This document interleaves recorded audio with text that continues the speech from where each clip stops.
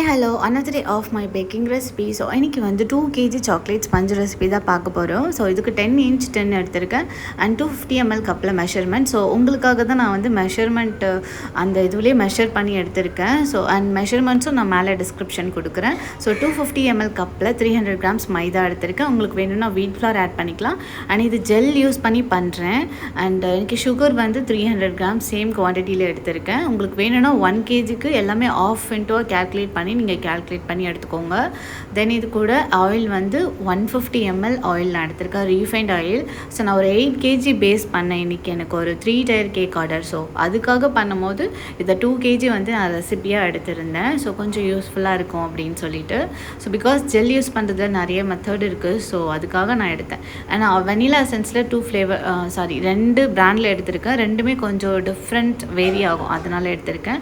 And ஆயிலையும் kho kho பவுடரையும் வந்து நல்லா mix பண்ணி வச்சுக்கோங்க. பிகாஸ் இதில் நம்ம லாஸ்ட்டில் தான் ஆட் பண்ணுவோம். ஸோ அதனால் அது ஓரமாக இருக்கட்டும். அண்ட் மைதா எடுத்துருந்ததை நல்லா ஃபில்ட்ரு பண்ணி எடுத்துக்கோங்க. ஸோ எல்லாம் நல்லா ஃபில்ட்ரு பண்ணி 1க்கு 2 times ஆச்சு நீங்கள் மிக்ஸ் பண்ணி எடுத்துக்கோங்க. ஸோ என் குட்டிப்பா பேன் தான், அதனால் அவனை 2 times பண்ண வச்சுட்டேன். ஸோ பேனில் வந்து நல்லா க்ரீஸ் பண்ணி வச்சுக்கோங்க. நான் சொன்னல மொத்தம் 32 eggs வந்து நான் யூஸ் பண்ணியிருந்தேன் 8 kg பேஸ்க்கு. 8 or 6 ஓகேவா. ஸோ நல்லா க்ரீஸ் பண்ணி அது ஒரு ஓரமாக இருக்கட்டும். பிகாஸ் நம்ம பண்ணிட்டதுக்கப்புறம் பேட்டரை வந்து அப்படியே ரெஸ்ட் பண்ண விடக்கூடாது, அதுக்காக. ஸோ இதுக்கு நான் 10 egg வந்து எடுத்திருக்கேன். ஸோ நார்மலாக ஜெல் யூஸ் பண்ணுறதுனால எக்ஸ்ட்ராவாக கொஞ்சம் ஆட் பண்ணியிருக்கோம். ஸோ 10 eggs எடுத்ததுக்கப்புறம் வெனிலா எசன்ஸ் வந்து ஆட் பண்ணிக்கோங்க. ஸோ உங்களுக்கு சாக்லேட் எசன்ஸ் இருந்தாலும் நீங்கள் ஆட் பண்ணிக்கோங்க. ஸோ நான் இன்னைக்கு வெனிலா எசன்ஸே ஆட் பண்ணியிருந்தேன். ஸோ 1 மூடி வந்து இதில் அண்ட் அதில் வந்து ட்ராப்ஸ் மட்டும் ஆட் பண்ணிக்கிறேன். பிகாஸ் அது ஸ்மெல் வந்து கொஞ்சம் ஹெவியாகவே இருக்கும், அதுக்காக. ஸோ ஃபஸ்ட்டு ஸ்லோ ஸ்பீடில் வச்சுக்கிட்டு ஒரு 1 minute நல்லா பீட் பண்ணிக்கோங்க. நல்லா பொங்கி வந்ததுக்கப்புறமா சுகரை வந்து 3 batches or 4 batches கிட்ட ஆட் பண்ணிக்கோங்க. அண்ட் ஸ்லோ ஸ்பீடில் நல்லா பீட் பண்ணிவிட்டு, பிகாஸ் இதுக்கப்புறம் நம்ம ஜெல் தான் யூஸ் பண்ண போகிறோம். அதுக்கப்புறம் மைதா ஆட் பண்ணிக்கோங்க. மைதா ஆட் பண்ணிட்டு சேம் மிக்ஸ் பண்ணிவிட்டு அதுக்கப்புறம் பீட் பண்ணுங்கள். கொஞ்சம் வந்து பறக்காமல் இருக்கும், எல்லாமே ஸ்ப்ரெட் ஆகாமல். ஸோ அதையும் 3 batches கொஞ்சம் கொஞ்சமாக போட்டு நல்லா மிக்ஸ் ஆகணும். ரொம்ப மிக்ஸ் பண்ணிடாதீங்க. ஸோ ஓவர் மிக்ஸ் பண்ணாமல் ஃபஸ்ட் ஸ்பீடில் வச்சுக்கோங்க. ஸோ ஜெல் வந்து கரெக்டாக எனக்கு தெரிஞ்சு 16 grams நான் எடுத்திருக்கேன். நான் மெஷர் பண்ணி எடுத்தேன். 1 kgக்குனா 8 grams. ஸோ இது வந்து 2 kg, அதனால் 16 grams எடுத்திருக்கேன். நீங்கள் ஜெல் யூஸ் போட்டதுக்கப்புறம் ஹை ஸ்பீடில் மட்டும்தான் நீங்கள் பீட் பண்ணணும். ஒரு 5 to 6 minutes ஆச்சு. கண்டிப்பாக நீங்கள் ஹை ஸ்பீடில் நல்லா பீட் பண்ணும்போது உங்களுக்கு வந்து கலரே வந்து உங்களுக்கு சேஞ்ச் ஆகி வரும். ஸோ அதுலேயே நீங்கள் வந்து கண்டுபிடிச்சிடலாம்.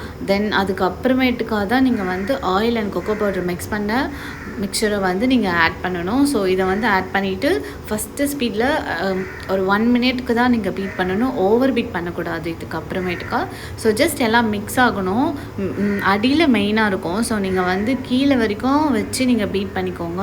அப்படிங்களால பீட் பண்ணுறது கஷ்டமாக இருந்துச்சுன்னா ஸ்பேச்சுலா வச்சு கூட நீங்கள் லாஸ்ட்டு ஓவரால் வந்து மிக்ஸ் பண்ணிக்கோங்க. பிகாஸ் அடியில் தான் பயங்கரமாக ஸ்டிக்கியாக இருக்கும். ஸோ உங்களுக்கு பண்ணும்போது தெரியாது, பேட்டர் நீங்கள் ஊற்றும் போது தான் அடியில் ஒட்டிகிட்ருக்கோம். அப்போ நம்ம எதுவும் பண்ண முடியாது. ஸோ அதனால் நீங்கள் பெட்டர் ஸ்பேச்சுலா வச்சு அடியில் ஃபுல்லாக மிக்ஸ் பண்ணி எடுத்துக்கோங்க. அதுக்கப்புறம் நம்ம க்ரீஸ் பண்ண பேனில் வந்து ஸோ மிக்சரை வந்து ஃபுல்லாக ஊற்றிட்டு நல்லா ரொம்ப ஓவர் டேப் பண்ணாதீங்க. ஸ்கியூரை வச்சு நீங்கள் நல்லா மிக்ஸ் பண்ணிக்கோங்க. ஸோ நானே இதில் ஷோ பண்ணியிருப்பேன். ஸோ வீடு கொஞ்சம் மெஸ்ஸியாக இருக்கும். பிகாஸ் வீடு ஷிஃப்ட் பண்ணுற டைமில் இருக்கிறதுனால ஓவர் மெஸ்ஸியாக இருக்கும். அட்ஜஸ்ட் பண்ணிக்கோங்க. அதனால தான் நான் வந்து வெளியில் வந்து பண்ணுவேன். எங்கள் வீட்டில் 2 floors இருக்குது. ஸோ அக்கா ப்ரெக்னெண்ட்டாக இருக்கிறதுனால மேலே இருக்காங்க. அதனால தான்.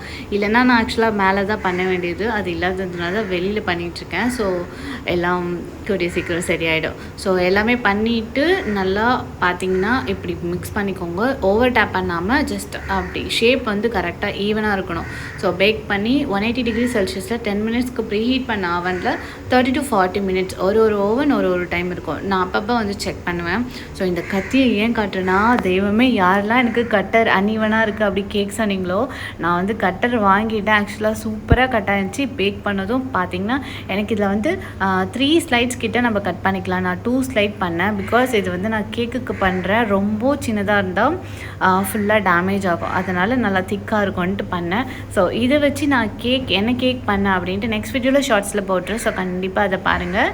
இது ஒரு அரௌண்ட் 8 kg or 9 kg இருந்துச்சு. வெயிட் செக் பண்ணல. பிகாஸ் அவ்வளோ வெயிட் என்னோடய குட்டி மெஷர்மெண்ட்டை செக் பண்ண முடியாது. லைக் பண்ணிவிட்டு சப்ஸ்கிரைப் பண்ணிக்கோங்க. பாய்.